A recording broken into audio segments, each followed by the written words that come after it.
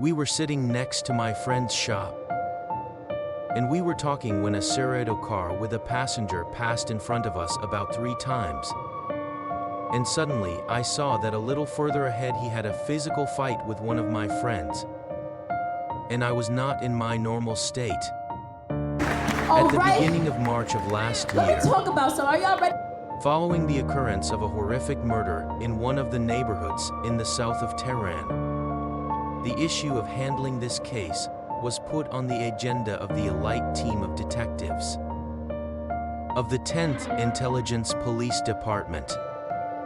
In the first step, the detectives found out that the victim was about 40 years old and was seriously injured in the neck area and was killed.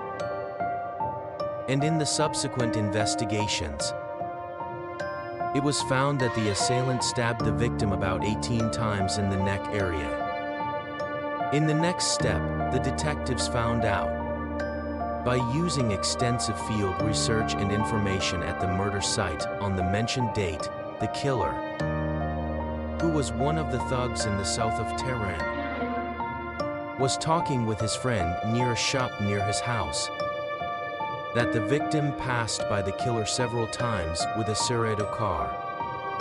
And then they got into a fight with each other due to personal differences. And the killer was 18. A stab kills the victim. Through the information they obtained, the detectives found out that the murderer had illegally left the country for Turkey.